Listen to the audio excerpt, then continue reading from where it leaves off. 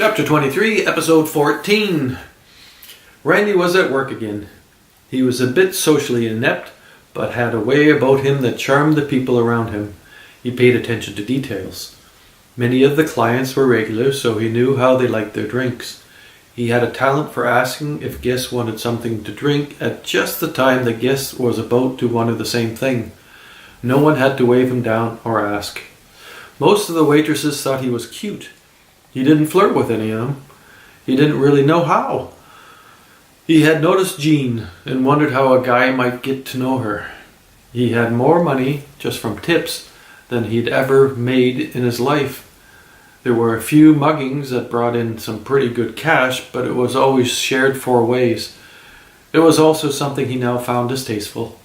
Anytime he thought of kicking the shit out of someone for their cash, he thought of his encounter with Prescott and King David. What a fucking mistake that was. But it gave him the push he needed to stop feeling sorry for himself and to get busy. Not too busy.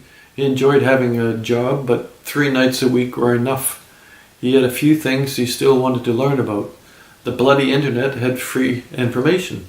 He could get a university degree on the tablet Prescott gave him. He didn't want a degree. He wanted to know what was going on in the world.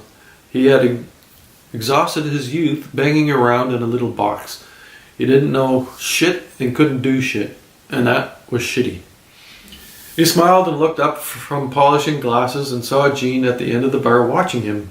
He checked on the screen for unmade drinks. There weren't any. "I'm not waiting, just watching you." Randy quickly scanned the bar to see if everyone was occupied with a beverage or a conversation before venturing to the end of the bar to see if Jean had anything to tell him.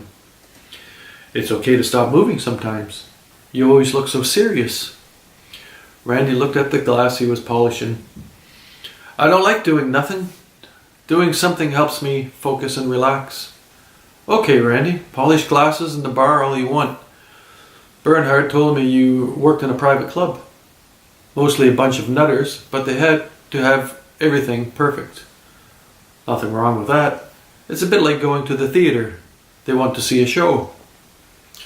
Jean proceeded to flirt with Randy a little, but he was too modest to understand what was happening. He did think about her when he was lying in his bed. He only had another 2 weeks in Ward 6. At the first of the month, he would move into his first apartment. It was a bit of a dump, about 20 square meters, 3rd floor apartment. The floors were linoleum, 4 layers of it. In the kitchen, the top layer was worn through in places. The cupboards had been painted a dozen times, but the window in the kitchen opened to a fire escape, almost like having a balcony. It faced south. Randy wanted it. He already saw the kitchen as his home. Randy couldn't rent it because he didn't have a proper income. So Prescott rented the apartment, his company. Randy had to pay Prescott's company. Randy was blown away at the contract he made with Prescott.